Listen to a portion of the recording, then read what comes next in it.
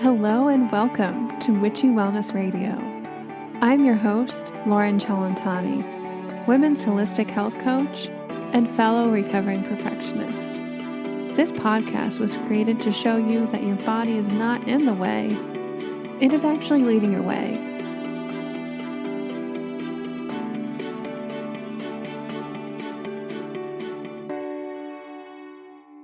Welcome back. You are listening to episode 147, Passion for Wellness with Dr. Kim Foster. But before we jump into today's amazing episode, a word from our sponsor, Living the Good Life Naturally Magnesium. This is my go-to brand for transdermal or on-the-skin magnesium supplementation. Transdermally is the easiest way and most effective way you can absorb the magnesium into your body. Things like your stress level, your diet, and so many other factors go into your magnesium burn rate. If you want to learn more about this, listen to episode 73 of Witchy Wellness Radio and make sure to go to Living the Good Life Naturally's website in the show notes and use code WITCHY, WICTHY, for 10% off of your purchase. And without further ado, please enjoy episode 147, Passion for Wellness with Kim Foster.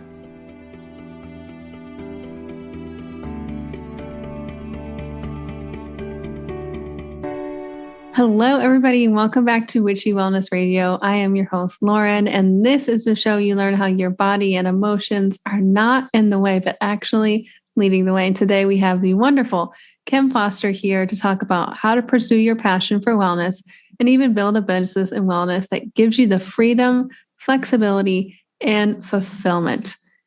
More on Kim. She is an MD turned coach and a leading business mentor for health and wellness entrepreneurs after experiencing the frustrations and limitations of the conventional healthcare system for many years and seeing the incredible potential of wellness coaching as a solution. She now helps health and wellness coaches build their businesses, find freedom, and make a world a better place, healthier place, and better place. She has been featured on multiple TV, radio, and print media outlets, and is also the host and podcast of Marketing and Mindset for Wellness Coaches.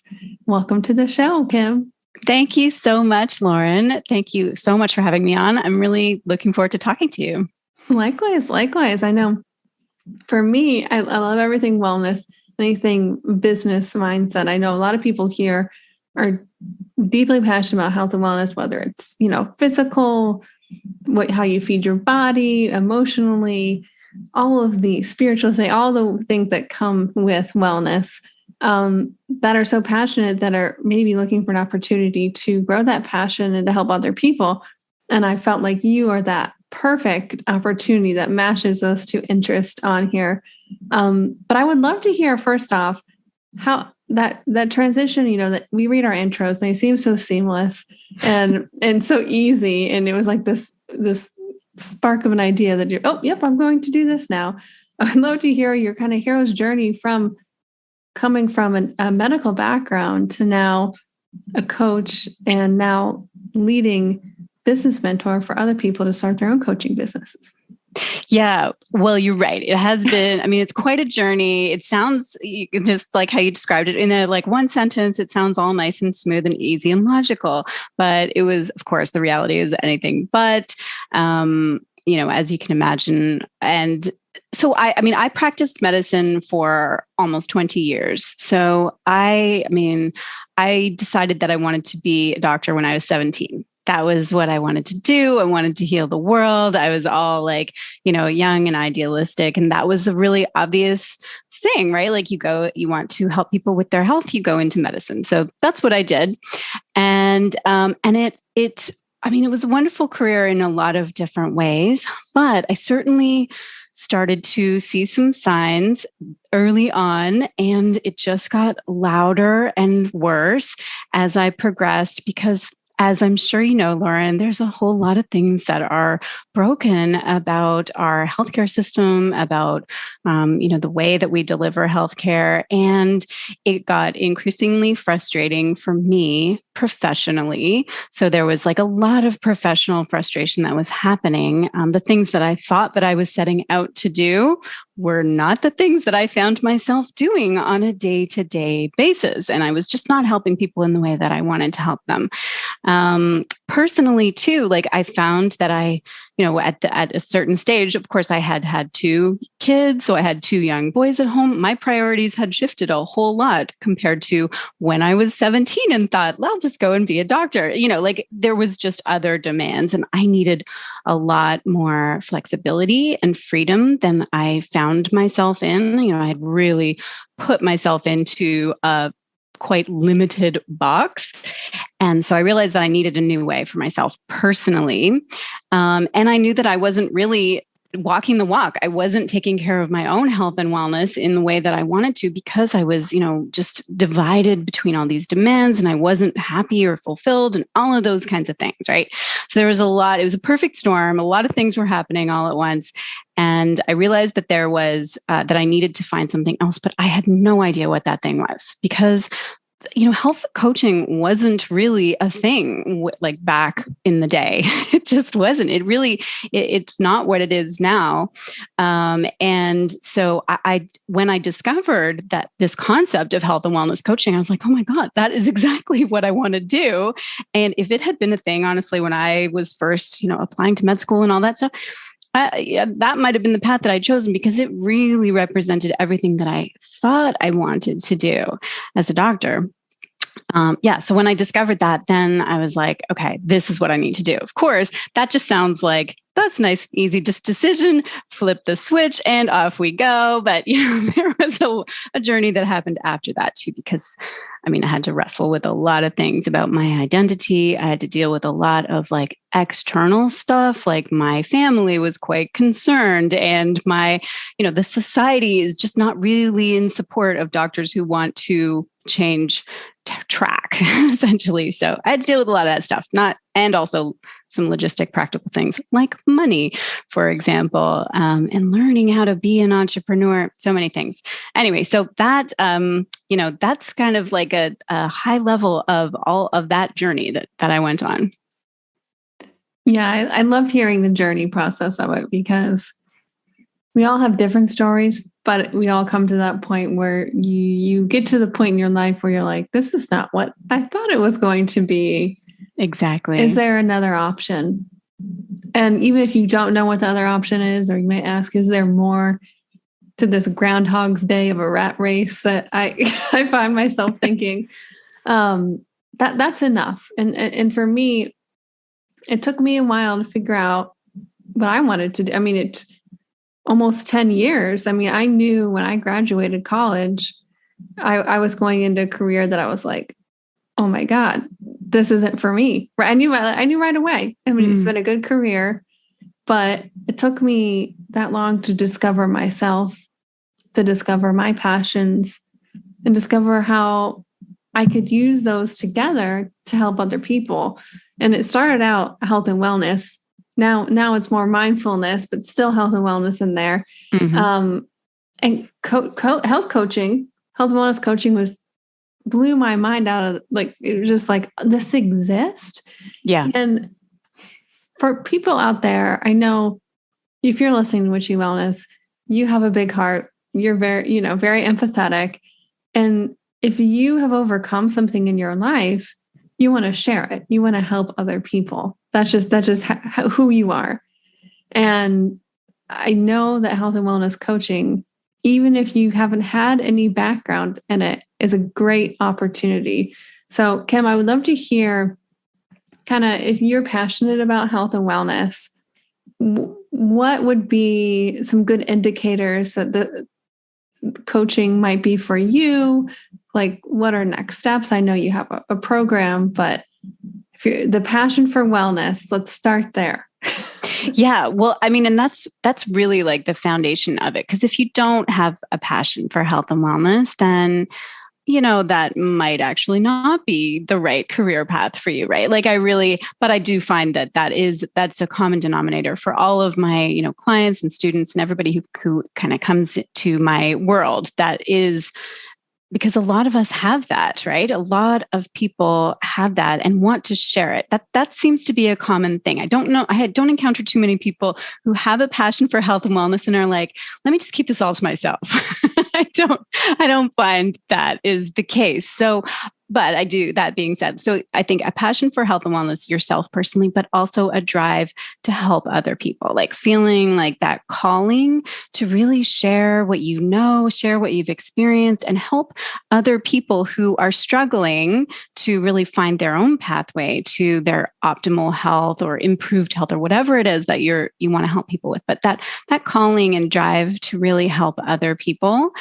And honestly, if you have got those things and you are willing to do some work to carve out a new pathway and identity for yourself, that's really all that you need. You don't need an official background in healthcare. In fact, I have to tell you that sometimes having like being trained in a profession, like in a healthcare profession, can interfere with your ability to be a good coach, because and this is obviously like from me coming from the conventional healthcare system, is that we are trained in a very different model than the coaching model. And there's a lot of unlearning that has to happen. You need to really reprogram a lot of the ways that you interact with people. And of course, this is one of the things that I struggled with so much when I realized the limitations of healthcare, because all healthcare so much is just an assess, treat, and prescribe model, right? This is how we're trained. We're trained to make a diagnosis, tell people what to do, send them away to do it on their own. And of course, that is just the beginning of the story for people. Like, I experienced this from the provider end of things, like constantly. I would tell people to get more exercise, or I would tell people to change their diet in whatever way, and then they would come back to me a few months later and they hadn't made any of those changes, even if they really wanted to, even if they really believed me that this was something that would be beneficial for them, they hadn't made the changes. And that is exactly where health and wellness coaching comes in. Because when people leave a doctor's office, even if they leave that office clutching a piece of paper with a few pieces of advice or a handout on things that they can do to improve their sleep or whatever, it's not enough. Making massive changes in your lifestyle, or sometimes even just making small changes in your lifestyle, it's a big undertaking and it's not easy. And that is the role of a good health and wellness coach, is really to work with people to help them to overcome their obstacles and deal with the barriers and the inner stuff and the outer stuff and their logistics and everything and their self-doubt and all of those pieces that actually will, once you can deal with that stuff, then you can help person to make some real long-lasting changes in their life, whatever that change is. And so that's the magic of coaching. And that's why you don't need to have like a traditional healthcare background, because you're not making the diagnosis. You don't need to be the one to make the diagnosis or tell people what to do. You need to be the person to help them to make those changes in their life. And so it's just a very different perspective. And so those are kind of the main things, I think, that somebody who is wondering if health and wellness coaching is for them, that, if you're listening and that all resonates, then those are some good signs that it is a, really good career path for you. Totally agree. And for me, the biggest thing I learned when jumping into coaching for the first time is the power of listening. And how that, like just telling that story about the prescription model, I'm like, yeah, the power of listening too is a huge thing for coaching, because I found we all know what we need to be doing, or we all know what doesn't work for us. But it's, that listening, that accountability, because I think it's more socially acceptable for people to have therapists nowadays, but typically you don't have a person just there to listen for you, just to help you. Yeah. And the power of holding that space can be very, very transformational for people. Oh, yeah. Even if you do nothing else, like really even that alone can be completely revolutionary experience for a person to receive that. and to experience that kind of connection and to have somebody truly listen to their story, because we know that you're not getting that in your doctor's office. Like, it's just not the way that healthcare is set up. Physicians don't have time, and they're really not trained in that way anyway. So, but that doesn't mean that you can't get that somewhere. Mm-hmm. It's just looking outside of the healthcare system is where you're going to find the support that you really need. So yeah, it's a wonderful thing. And I really think that it is absolutely the future of healthcare. Like, I think that there has been, it's increasing in awareness, even amongst the conventional healthcare providers. Like, doctors a few years ago had absolutely no idea what health coaches were. Most of them still don't know what health coaches do, but that is changing. It's slowly changing, which is a very positive sign, I think. So there's loads and loads of potential for it as a future career for people.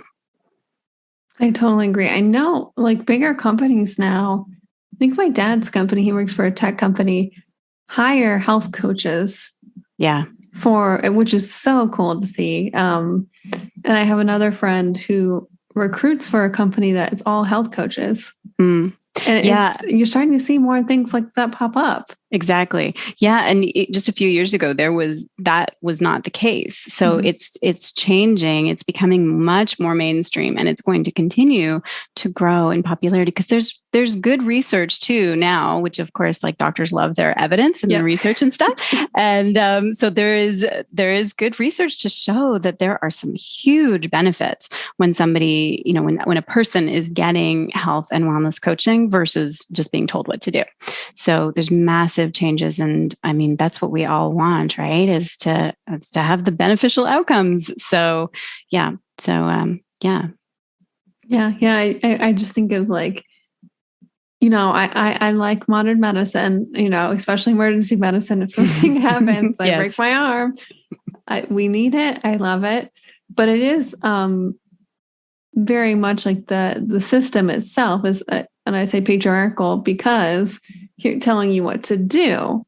Yeah, exactly. And coaching is helping support you, listen to you, help you figure it out, almost in a almost therapeutic way to help hold you accountable, which is what I love as well. But I would love to hear, I know there's so many different kinds of therapies and diets and all this kind of stuff. I'm sure people who are listening, what is kind of your standpoint with your certification? What kind of theories do you teach in terms of, you might be a little bit of an imposter syndrome going, oh my gosh, what if I don't know X, Y, Z? There's so many things out there. So could you talk to us kind of about the nuts and bolts of kind of your theories and what you teach? Yeah, absolutely. Oh, and I mean, definitely what you said about imposter syndrome, that's very real. I mean, everybody has that, and that I have worked with, and students who've gone through my program, we all have to wrestle with that. So in terms of my program, because what is important to me, when I was developing this program, I wanted to think, I really gave it a lot of thought and a lot of work on what would be needed for somebody who has never coached before, doesn't have any kind of healthcare background. So they're just coming to it from like a corporate career in finance, and you have always loved wellness, and you want to pivot completely into this wellness coaching career. I thought, okay, if I was this person, what would I need to know? So there's 3 pillars, which I think are crucial for becoming a health and wellness coach. And these are the 3 pillars in my program. So the first one is wellness expertise, because although, you don't have to be like the world's leading expert on nutrition, you're not like making a diagnosis is not in your scope of practice and I talk about all of that stuff inside the program, but you do, of course, need a certain degree of wellness expertise. And so that's pillar 1. And I can talk more about that in a sec. But pillar 2 is coaching skills, because it's no good just knowing what would be a healthy thing for a person to do, you need to know how to actually work with a person in a coaching relationship. And listening skills is the first thing that we do. And then asking questions, like really powerful coaching questions, that's the next thing that we work on. And, so coaching skills is a really key pillar, because it's more like the application of all that wellness expertise that we learn in pillar 1. And then pillar 3 is business training, because as a business mentor, before I ever developed my certification program, as a business mentor working with health coaches, I certainly talked to so many people who came out of their coach training program armed with all kinds of expertise, and they knew tons of nutrition ideas and all sorts of stuff. But they had no idea how to actually build a business. And so that's the ultimate in frustration, because you've got all this stuff and you really just want to help people. But you can't connect with them because you don't know how to market yourself. You don't know how to build a business. You don't know how to put together an offer and a program and all of those kinds of things. So for me, that was crucial. So it's those are the 3 pillars that form the basis of my program. And so that's what I teach people. But to your question about like specific nutrition theories, so how I handle that in the wellness expertise pillar, because we all know that there is so much nutrition. Just nutrition alone, never mind all of the other stuff that's important for wellness, but just nutrition alone, there's so many different like theories and paradigms and all of that kind of stuff. And it can get really overwhelming really fast. And you can start to feel like you need to learn it all in order to be effective as a coach.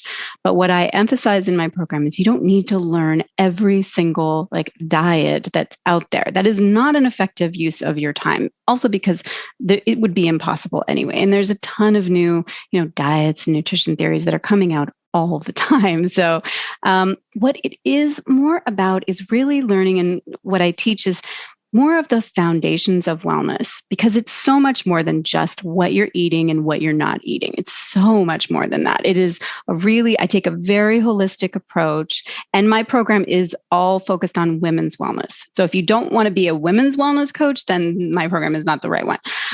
But because for me, the thing about women's wellness is that it is multi-layered. It is a very beautifully complicated thing that pulls in all kinds of determinants of health and well-being, like stress level, like juggling roles and responsibilities, like societal stuff, hormones, fertility, like all of that stuff. It's all interwoven. And so that is the stuff that we really focus a lot on, is that holistic approach to what it means to be a woman in the world today, and how to find, optimal wellness on all of those different areas, sleep and, everything. And also there's a strong nutrition component, because you do need to have a foundation of that, because, of course, your clients are going to be wondering about that and wanting some support and help around that. But I constantly am emphasizing to my students, you do not need to memorize all of this stuff. You can learn how to find the information that you need to support a particular client. But as long as you've got that foundation, you know what you're talking about and you know how to support them, then just memorizing a bunch of different nutrition theories is not a great use of your time. Completely agree. And from my days of health coaching, 9 times out of 10, people who came to me were like, all right, XYZ foods don't make me feel good. XYZ foods make me feel great. And they already know. They already know. They do. This is it, and that's the coaching piece that comes into it, is that so many people really do know what works for them and what doesn't, but it's all the other stuff that gets in the way of actually honoring that for yourself and kind of cultivating and curating your lifestyle so that it's in alignment with what you actually know is going to work for you, body, mind, and soul. And so that's the role of the coach, is really to help people to uncover the truth that they already know, and then find the courage or whatever it is to actually follow that. 100%. And I know, especially the past almost 2 years now, online coaching, online platforms, online courses, you name it. Yeah. It's just continuing to grow. And I think more people are looking for those kind of things, either in person or virtually now than they were before. I mean, Zoom before COVID. I've been using Zoom since day one for my podcast. No one knew what it was. That's an example, right? Of something. Oh my God. It's so funny that you say that, because I had this conversation with my husband last night. We were talking about this and I said, it's so funny how I used to, like, when I would work with clients, like, yeah, years ago, I would say, okay, this is Zoom. And I had like a document that I would send to people to explain to them how to use Zoom. And I'm like, I took that down because it was embarrassing for me to actually, it's like patronizing almost for me to be like, here's how you use Zoom. Everybody knows how to use Zoom now. It's so funny, because before it was like, Zoom, what's Zoom? Anyway, but yeah, to your point, you're absolutely right. The whole world has gone online. Of course, the horrendous things have been happening in the last couple of years. However, the silver lining is that it's really bumped us forward in terms of running an online business, which is always what I used to advocate anyway. And that's what I created for myself, back originally, because that's what gives you the freedom and the flexibility. And that's what gives you the power to connect with people all over the world. You do not need to be limited. Your clients don't need to come from your immediate geographic location anymore, which means that your potential, your earning potential and your impact potential is just, it's limitless. And that's why this is it's just the perfect time to be pursuing a career as an online wellness coach, because there's just so much potential. Mm-hmm. And I think a lot of women have been working from home. A lot of, I forget the figure now, but I know last year it was millions of women almost were quitting the workforce to be able to take care of their family. Exactly. Because the kids had to stay home. And this is a great opportunity if you're not satisfied with where you are, if you want to be able to stay home, make your own flexible hours, but to be able to build something by yourself, to grow that, to help other people, that is so empowering. And I talk to so many women who feel like they've lost their own sense of self, whether it's in their family, their career, but just imagine how many people you're going to help. But what you don't realize with this journey, especially entrepreneurial journey, is how much you're going to help and heal yourself. Oh, 100%. Yeah. I mean, following an entrepreneurial path, there is no better personal development journey. It's just because you are confronting so many things. Like we talked about, the imposter syndrome and your own fears and self-doubts and stories about what you can and can't do and what you're capable of and all of those kinds of things. So yeah, it's a wonderful personal development journey for sure. Plus, it's got the added bonus of helping other people and really providing that meaning that so many people, I hear from them every single day. So many people are just going through the grind, punching the time clock and living for the weekends. It's no way to live. And there is a better way. And I mean, it does take something. There is work involved, of course, to build, to step, especially if it's a brand new direction, a new career for you. But it absolutely can be done. I mean, I see it happening every day and it's amazing. On the other side, it's just so much more rewarding to be able to create something for yourself that brings you that degree of meaning and gives you the lifestyle that you have been craving. 100%. And I think for a lot of people, they don't realize the amount of fulfillment, but also the potential financially. And I love talking about money. Great. I love talking about money too. We all are abundant. We all are worthy of that money. And that money is nothing bad to talk about. It's not dirty. And to talk about the programs and all those things that come up as an entrepreneur, your own money story, right? Yeah. So yeah, speaking of money, let's dive deep into some money. Okay, the abundance side of it, because that's part of the business. You have a business, you want to help people, but it's not for free. Mm-hmm. Yes, exactly. It's your opportunity to build something financially for yourself, to be able to provide a better life for you, your children, your children's children, to be able to set yourself up for financial success. I would love to hear kind of how you help people work through their money stories, because it can run really deep with people. It really can. And I do find, especially in the health and wellness world, it is so common because, this universe attracts people who are, feel called to do the things that we've been talking about, right? Like help other people, all of those kinds of things. And so it can bring up a lot of, guilt over, should I really be charging for this? And or maybe I should just make this more accessible, more affordable. Like they're all so many disempowering money stories are very prevalent in the wellness world for sure. So it is something that I help people with all the time, all the time. Because yes, it's a business, right? And you deserve to earn a good living doing this. Yes, you're going to be helping people, and you're also going to be supporting your family and designing the lifestyle and the income that you want to have. You get to have it all. I know that, it sounds like, I don't know if I can have it all, but you truly can.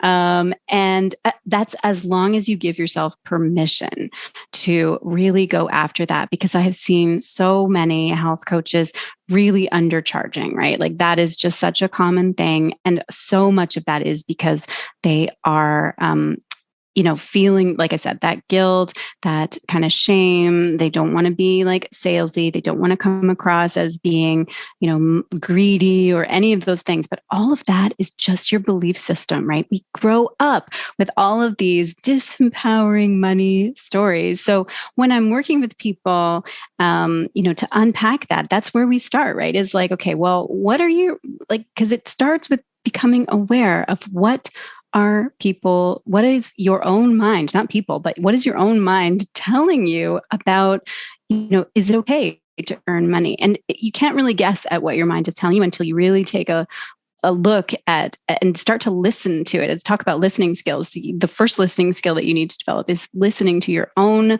thoughts, because they are often like stories that you heard from family members growing up, or society at large, or even like our pop culture. The villain in the movie is usually the wealthy person with like the house on the hill, right? So we get infused with these ideas that you're a villain if you're making good money, right? And who wants to be the villain in the story, right? Like nobody wants that.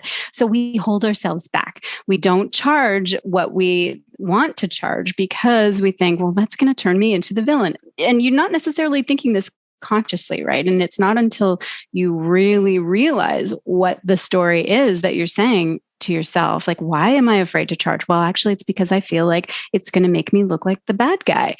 So it's not until you bring those stories to the surface, and that's when you have a chance at actually unpacking it and really like choosing a more empowered way forward. Totally agree. And I know for myself, I've invested I don't even know if I want to tally up the amount of money I've invested in coaching and programs over the past decade. Mm-hmm. Definitely 5 figures, maybe closer to out of 0. Anyway, the programs that I took more seriously, that I found more change and benefits, were the programs that pushed me to take that investment seriously, which means higher ticket items. Exactly. Because I knew that I saw that they had that price point at that point, because I knew the value that was going to provide me if I did the work, if I showed up. Mm-hmm. It's not like I'm going to buy this $3,000 program and everything's going to be changed tomorrow. No, no, that's not. I have to show up. But I look back and I don't think I've wasted a penny, even the things that I decided not to follow through on, because it all led me to where I am now. But putting yourself in the client's shoes or the potential client's shoes is helpful. Where have you found success before? Was it from some free webinar? Maybe you got some good information, or was it from $1,000 coaching service? Yeah. Yeah, exactly. And I mean, that's why I definitely take a stand for a premium pricing model. Like that's what I help my students to, really stand into, is because it's not of service. You think that you're helping people by just charging absolute cut rates, right? Like you think, oh, well, if I make this super, super affordable, then this is going to help them out more. But exactly like you said, Lauren, we all have had this experience. If you buy something that's kind of cheap, it's maybe not quite the right thing because it was just like you bought it because it was cheap. And then, especially if it's a program, like especially with coaching where it requires you to show up and do some work, if you didn't really invest all that much into it, then it's easier to blow it off, right? But if you have really, there is actual transformative power in investing in yourself at a higher level. And that's what I tell all of my clients and students, is that just remember, they are not like your clients are not investing in you. They're not saying, oh, let me give you some money. They are investing in themselves. So you are the conduit. They are, of course, paying you, but they are truly, what they are doing is they are investing in themselves through you. So always remember that when people are paying you, they are investing in themselves through you. And when they're investing at a higher level, they're going to be vibrating at a higher level. They're going to show up completely differently.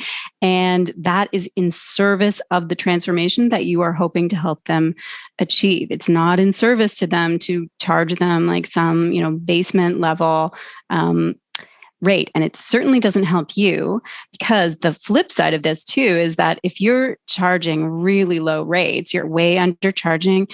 Just to pay your bills, you're going to need to find so many more clients, right? You have to have so many more people coming through the door. That's a lot of work for you just to hustle and get out there and find those clients, then to service them. So you really are spreading yourself too thin.